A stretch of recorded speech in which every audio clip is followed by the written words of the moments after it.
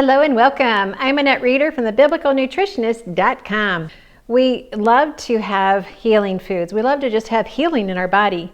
And yet God's word is always true. God's word has been true from the beginning. So we don't have to get caught up in the winds of opinion of every expert out there when we can go to God's word and find the answers right there. So I love these questions. I love how you're thinking about how you can look to God's word for the answers. So it's going to be another good one.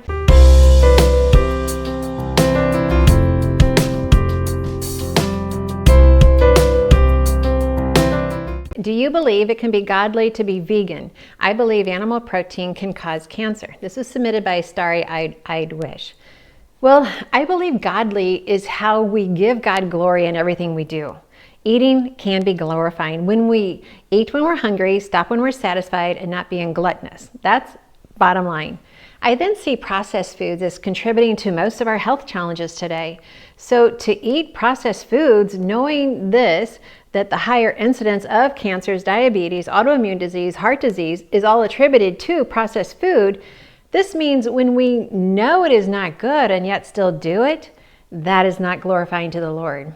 So we are to care for our body as a temple. When I speak at conferences around the country and in churches, the first part of the presentation is to help everyone understand the lessons from Moses and the tabernacle, and then the temple with Solomon, and then in the book of Ezekiel when the Spirit left the temple. And so then we see how after Jesus was crucified, the curtain was torn, and we have complete access to our Father. So the temple is now in our hearts. And that is how we experience true relationship with the Lord.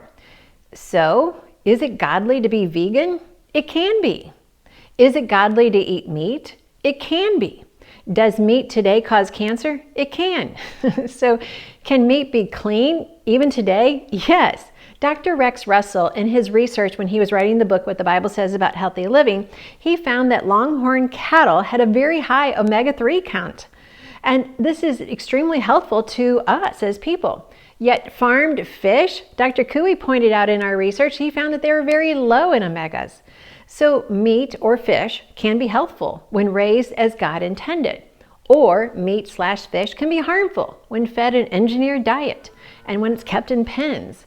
So it's not so much about, is it godly to eat meat? The question is it godly to take care of this temple? And the answer is yes. So eating foods that we know are harmful, that's an issue we needed to deal with.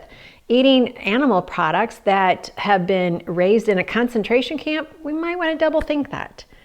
So I think it's an excellent question, and I really appreciate you asking. Thank you for watching and letting me be your personal biblical nutritionist, and together we can discover God's recipe for excellent health. It is finally here, my latest book, and this is such a treasure. I am so excited about this book, 7 Foods of the Promised Land. Why these 7 foods? Does it really matter? Why didn't he choose broccoli? You know how I teach about that.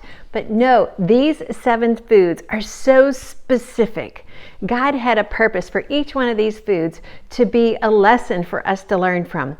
The way he shares his love through these 7 foods is incredible. Not only how nutritious they are for us, but how delicious they are for us and how spiritually encouraging they are for us. I can't wait for you to get your hands on my new book, 7 Foods of the Promised Land. Be sure and check out any of your retailers. It's available everywhere, even on my website. And while you check it out and read this book and enjoy it, be sure and leave a review on Amazon or our website. I'm going to be doing some fun giveaways for people who leave a review.